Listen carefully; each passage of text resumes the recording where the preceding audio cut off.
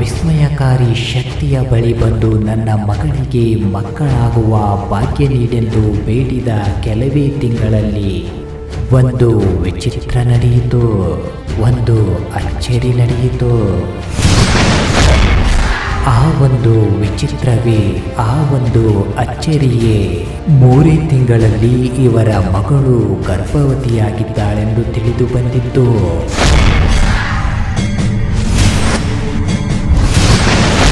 ಹಾಗೆ ತಿಳಿದು ಬಂದ ಇವರು ವೈದ್ಯರ ಬಳಿ ತೆರಳಿ ಇವರ ಮಗಳನ್ನ ಪರೀಕ್ಷಿಸಿದಾಗ ಇವರ ಮಗಳ ಹೊಟ್ಟೆಯಲ್ಲಿ ದೊಡ್ಡದಾದ ಗಡ್ಡೆಯೊಂದು ಬೆಳೆದಿದೆ.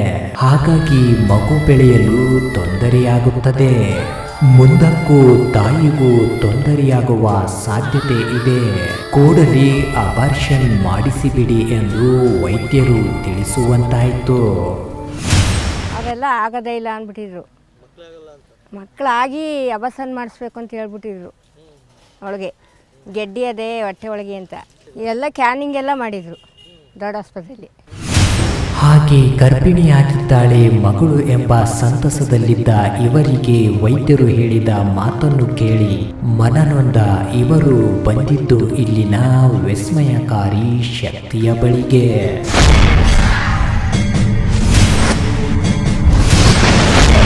ಹಾಗೆ ಇಲ್ಲಿನ ವಿಸ್ಮಯಕಾರಿ ಶಕ್ತಿಯ ಬಳಿಗೆ ಬಂದ ಇವರು ನನ್ನ ಮಗಳಿಗೆ ಮಕ್ಕಳಾಗುವ ಭಾಗ್ಯ ನೀಡೆಂದು ಬೇಡಿದಂತೆ ವರವನ್ನ ನೀಡಿದೆ.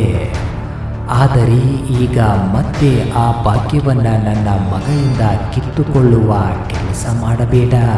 ನೀನು ನನ್ನ ಮಗಳ ಪಾಲಿಗೆ ಇದ್ದದ್ದೇ ಆದರೆ ಯಾವುದೇ ಶಸ್ತ್ರಚಿಕಿತ್ಸೆ ಇಲ್ಲದೆ ಮಕ್ಕಳಾಗುವ ಭಾಗ್ಯ ನೀಡೆಂದು ಬೇಡಿತ್ತು. ಅಬಾರ್ಷನ್ ಮಾಡಿಸ್ಬೇಕು ಅಂತ ಹೇಳ್ಬಿಟ್ಟಿದ್ರು. ಅವಳಿಗೆ ಗೆಡ್ಡೆ ಅದೇ ಹೊಟ್ಟೆ ಒಳಗೆ ಅಂತ.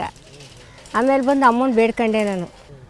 ಈ ಅಮ್ಮನ ಬಂದು ಬೇಡ್ಕೊಂಡೆ, ಏನಮ್ಮ ನನ್ನ ಮಗಳಿಗೆ ಏನೋ ಒಂದು ತೋರ್ಬೇಕನಮ್ಮ ಅಂತ. ಹಾಗೆ ಇಲ್ಲಿನ ವಿಸ್ಮಯಕಾರಿ ಶಕ್ತಿಯ ಬಳಿಗೆ ಬಂದು ತನ್ನ ಕಷ್ಟವನ್ನು ತಿಳಿಸಿ ಕೆಲ ತಿಂಗಳುಗಳ ನಂತರ ವೈದ್ಯರ ಬಳಿ ತೆರಳಿ ಪರೀಕ್ಷಿಸಿದಾಗ ಒಂದು ವಿಸ್ಮಯ ನಡೆಯಿತು, ಒಂದು ಅಚ್ಚರಿ ನಡೆಯಿತು. ಆ ಒಂದು ವಿಸ್ಮಯವೇ, ಆ ಒಂದು ಅಚ್ಚರಿಯೇ ಇವರ ಮಗಳ ಹೊಟ್ಟೆಯಲ್ಲಿ ಇದ್ದಂಥ ಗೆಡ್ಡೆ ಕರಗಿದಂತಾಗಿತ್ತು. ದೊಡ್ಡ ಪ್ರಮಾಣದಲ್ಲಿದ್ದ ಗೆಡ್ಡೆ 1 ಮಿಲಿಗಿಂತ ಕಡಿಮೆಯಾಗಿತ್ತು. ಯಾವುದೇ ಶಸ್ತ್ರಚಿಕಿತ್ಸೆ ಇಲ್ಲದೆ ಮಗುವನ್ನ ಪಡೆಯುವಂತಾಗಿತ್ತು. ಮಕ್ಕಳೊಂದಿಗೆ ಸುಖ ಜೀವನ ನಡೆಸುವಂತಾಗಿತ್ತು. ಅದೇ ಗೆಡ್ಡೆ ಅಂದರು. ತಿರ್ಗಾ ಅದೇ ಆಪ್ರೇಷನ್ ಮಾಡಬೇಕು ಅಂದರು. ತಿರ್ಗಾ ಬಂದು ಅಮ್ಮನ ಬೇಡ್ಕೊಂಡೆ, 1 ಮಿಲಿ ಅದೇ ಏನೂ ಆಗಲ್ಲ ಅಂತ ಹೇಳ್ಬಿಟ್ರು. ಮಾಡಲೇಬೇಕು ಅಂದಿದ್ರು. ಈಗ 1 ಮಿಲಿ ಅದೇ ಏನು ಬೇಡ ಅಂದರೆ ಈಗ ಅವಳು ಯಾವ ತೊಂದರೆನೂ ಇಲ್ಲ. ಪುನಃ ಇನ್ನೂ ಒಂದು ಗಂಡು ಮಗ ಆಯಿತು.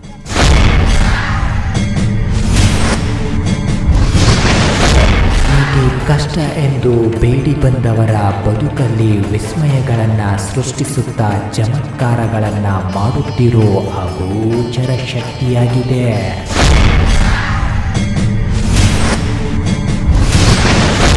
ಇವರ ಹೆಸರು ಮಹೇಶ್ ಅಂತ. ಇವರು ಅದೊಂದು ಬಾರಿ ಇಲ್ಲಿನ ವಿಸ್ಮಯಕಾರಿ ಶಕ್ತಿಯ ಬಳಿಗೆ ಬಂದು ನಾವು ಒಂದು ಸೈಟನ್ನು ತೆಗೆದುಕೊಳ್ಳುವಂತೆ ಆಗಬೇಕು, ಯಾವುದೇ ತೊಂದರೆ ತಕರಾರು ಇಲ್ಲದಂತೆ ಸೈಟೊಂದು ನಮ್ಮಂತೆಯೇ ಆಗಬೇಕು ಎಂದು ಬೇಡಿದ್ದು.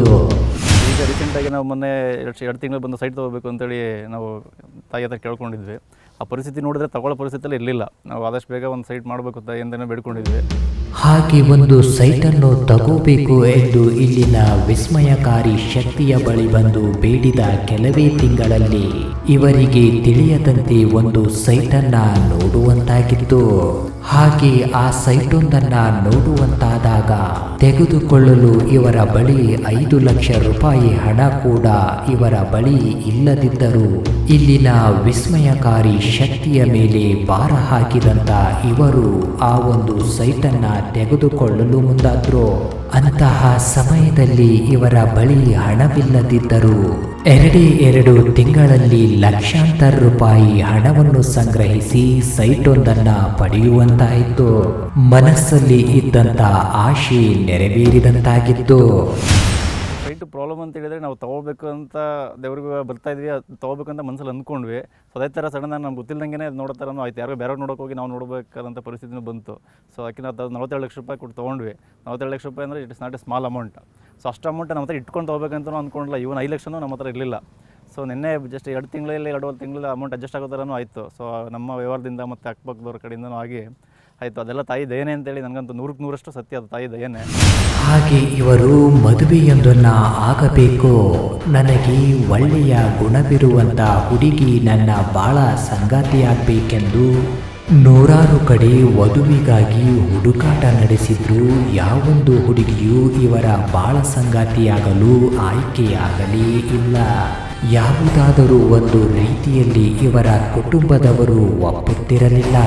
ಇಲ್ಲವಾದರೆ ಇವರ ಮನಸ್ಸಿಗೆ ಒಪ್ಪದೆ ವಧು ಹುಡುಕುವುದರಲ್ಲಿ ಸಮಯ ಕಳೆಯುವಂತಾಯಿತು.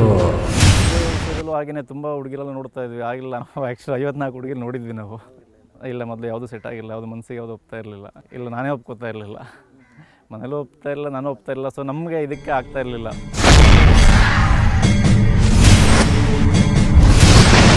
ಒಳ್ಳೆಯ ಗುಣವಿರೋ ಬಾಳ ಸಂಗಾತಿಗಾಗಿ ಹುಡುಕಾಟ ನಡೆಸುತ್ತಿದ್ದ ಮಹೇಶ್ ಅವರಿಗೆ ವಧು ಸಿಕ್ಕಂತಾಗಿದ್ದಾದ್ರೂ ಹೇಗೆ? ಹಲವಾರು ವಧುಗಳನ್ನ ನೋಡಿದ್ರು, ಒಪ್ಪದಿದ್ದ ಮಹೇಶ್ಗೆ ಒಪ್ಪುವಂತಾಗಿದ್ದು ಹೇಗೆ? ನೋಡೋಣ ಮತ್ತೊಂದು ಸಣ್ಣ ಬ್ರೇಕ್ನ ನಂತರ.